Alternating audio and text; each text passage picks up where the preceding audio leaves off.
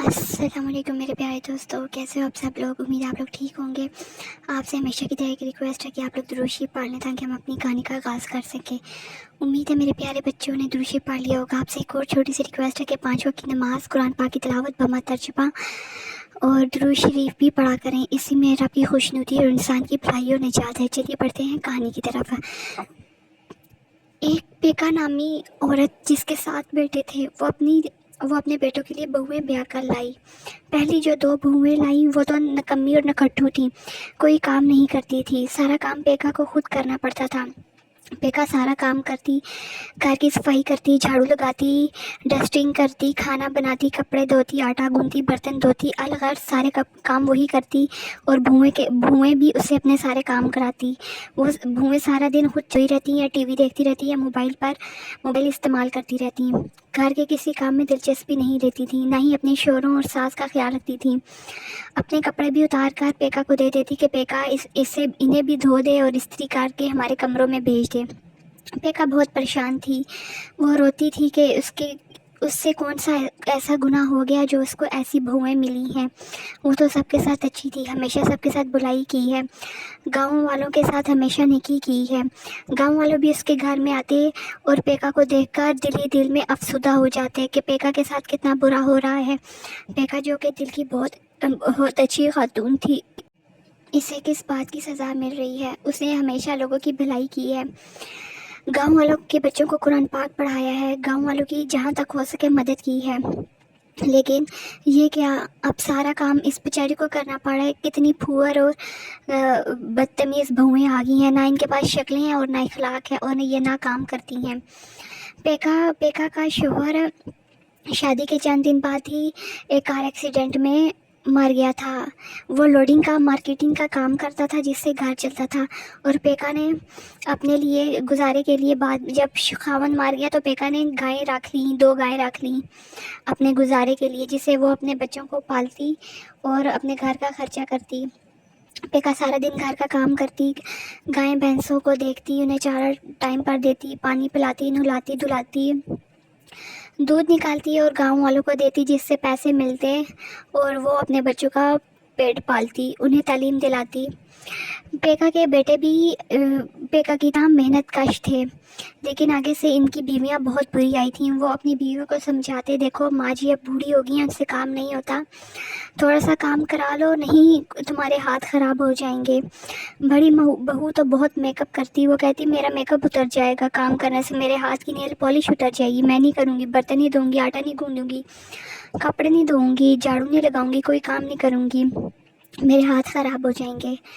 बेटे भी बहुत परेशान थे। अब पेका अल्लाह से दुआ करती कि ये कैसी अजीब बहू है, इनको हिदायत दे। फिर पेका अपने बाकी 2 बेटों की शादी के लिए लड़कियां ढूंढती। अब खुदा की करनी ऐसी हुई कि उसके 2 बहुत नेक सूरत और नेक सीरत बहुएं मिल गईं। वो बहुएं क्या थी, काम के वक्त उनके 6 हाथ निकल आते, इतना काम करती और 6 हाथों से काम करती। सारा घर उन्होंने संभाल लिया था। पेका तो बहुत खुश हो गई थी कि काम के वक्त उनके 6 हाथ निकल आते हैं। ये अल्लाह का मुआज़ा है, ये कैसे हो गया, ये तो करिश्मा है। काम जितनी वो सुंदर थी उतनी ही वो काम की तेज़ थी। जैसे ही काम करने आती 6 हाथ निकाल लेती और काम के बाद 2 हाथ रख लेती। काम सारे 6 हाथों से करती, एक हाथ से कपड़े धो रही हैं, दूसरे से बर्तन, तीसरे से आटा गूंद रही है, चौथे से झाड़ू लगा रही हैं, 5वें से खाना बना रही हैं, 6वें से रोटी पका रही हैं। अलग सारा घर उन्होंने संभाल लिया। पेका बहुत खुश होती और गांव वाले भी देखने आते कि पेका घर 2 बहुएं आई हैं जिनके 6 हाथ हैं, ये क्या मुआज़ा है, जाकर देखें। जब वो उनको जाकर देखते तो हैरान रह जाते। पूरे गांव में पेका की 6 हाथ वाली 2 बहुएं मशहूर हो गई। वो सारा काम करती और इखलाकी बहुत अच्छी थी और लंबी भी बहुत थी बहुत लंबी थी। वो नीचे खड़े होकर तीसरी मंजिल में की या दूसरी मंजिल की झाड़ पूंछ कर लेती, नीचे ग्राउंड फ्लोर पर खड़ी होकर। पेका बहुत लेकिन हैरान भी थी, ये कैसे हो सकता है। फिर अल्लाह की रज़ा पे खुश हो जाती कि ये अल्लाह का इनाम है उनके लिए। बाकी 2 बुढ़ियाँ भी अब उनसे نصیحت پکڑتی گئیں کہ یہ کتنی اچھی ہیں، ماں جی کا خیال رکھتی ہیں. ہمیں تو 5-5 6 سال ہو گئے ہیں اس گھر میں آئے، ہم نے کبھی اٹھ کر ایک تیلا بھی نہیں توڑا. اب ہمارا بھی فرض بنتا ہے. پھر سب آپس میں مل جل کر رہنے لگی. جو 2 بوئیں کام نہیں کرتی تھیں وہ بھی کام کرنا شروع ہو گئیں اور پیکا کی خدمت کرتی. پیکا کو کسی کام کو ہاتھ نہیں لگانے دیتی، سب کچھ اس کو بیڈ پر دیتی. پیکا اٹھتی اور صرف نماز روزہ کرتی، قرآن پاک کی تلاوت کرتی سارا دن، اور اللہ کا شکر ادا کرتی کہ اس کے گھر کو ایک بار پھر سے جنت بنا دیا.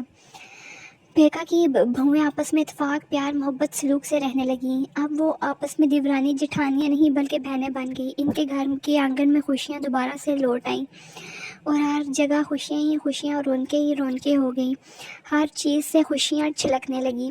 گاؤں والے تو پہلے بھی پیکا کی عزت کرتے تھے کیونکہ پیکا بہت اچھی خاتون تھی. اب وہ بھی خوش ہو گئے کہ پیکا کو اس کی اچھی نیت کا صلہ مل گیا. اس کے گھر میں امن اور خوشیاں آ گئیں. اس کی بہویں اتنی اچھی آ گئیں.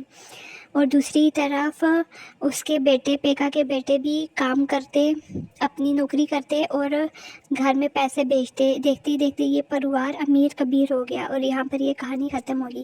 دوستو، آپ سے ریکویسٹ ہے کہ آپ میرے چینل کو سبسکرائب کر دیں، بیل کے نوٹیفیکیشن کو آن کر دیں تاکہ آپ کو بر وقت نوٹیفیکیشن مل سکے. شکریہ.